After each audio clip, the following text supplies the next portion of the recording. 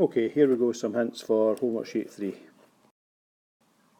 Is to solve the equation 3x squared add 3x minus 7 equals x bracket x take away 2. So there is not an awful lot we can do with the left hand side. We just have to leave it as 3x squared add 3x take away 7, but we can tidy up the right to be x squared minus 2x. Next task would be to move the x squared over and then move the negative 2x over. Now if you do all of that, you'll end up with something times x squared, something times x, something equals 0. Now we factorise to get two brackets, and then we solve each of the little brackets to give us x equals. First question. Question 2, solve the inequation. Again, first thing I'd be doing here is I'd be taking the 12x over to that side, and I'd be taking the 5 over to that side. So it gives me something like 2x take away 12x is bigger than or equal to negative 30 take away 5. I'd be tidying up each side. So I got something x is bigger than or equal to something. Now when you do it this time, this one here is going to be a negative x. So remember, if you have a negative x here, then when you come to get your final answer, it swaps that sign around. So remember and swap the greater than sign to a less than sign. For question 3, you have the van. It depreciates by 30% the first year.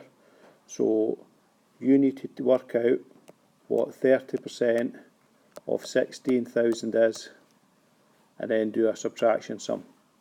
So you get its value at the end of the first year. Then at the end of year 2, it says it then goes down by 15%. So now work out 15% of your new number, take it off to get its value after year 2. And then repeat for year 3, year 4, and so on until the answer you get is less than half the starting number. Okay, and you are allowed to use a calculator in this one. I'll let you use a calculator if you want. Question 4. I need to change this one a little bit. First part is still the same with the question. Work out what m is.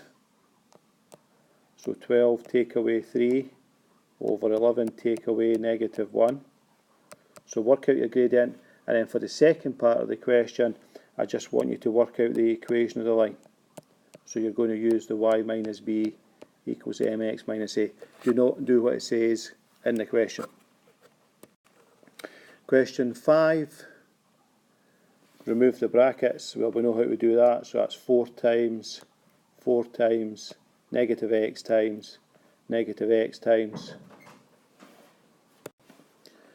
and then negative 3 times 6 and negative 3 times negative x, and then just tidy it all up. Question 6 or 7, depending on how you're looking at it. You're trying to work out the size of this angle here. Now it's a SOHCAHTOA question, so if we're going to use this triangle on the right here, this one, to work out that angle x, we need to know this distance here, and unfortunately we don't know it. However, we do know that this side is 10, and we know this side here is 6. We know that's 10, we know that's 6. So if I work on that left hand triangle and do a bit of Pythagoras, I can work out what this missing number is.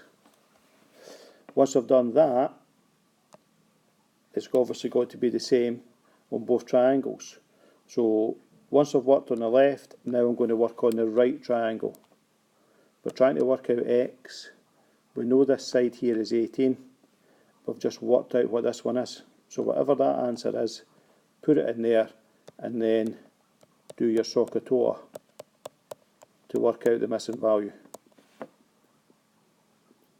Question 7 or 8 is just like we've been doing in class, however, being a wee bit sneaky, and I've not given you equal to 0. So the first thing you need to do is get the minus 2x over, and then get the 10 over. So you have 3x squared, the minus 2x goes over, and the 10 goes over. Now you can write down what your A is, your B is, and your C is. Then you can use the formula negative b plus or minus square root b squared minus 4ac, all divided by 2a. And the last question, we're told that the cone and the cylinder have the same volume.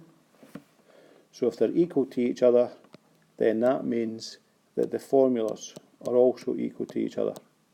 So 1/3 pi r squared h equals pi r squared h. Once you've set that up, the next thing we need to do is put in the numbers that we know. So from the cone, we know that the height is 15. So 1/3 pi r squared times 15 equals, and for the cylinder, we know its height is 6, and we know that its radius is 8. So pi times 8 squared times 6.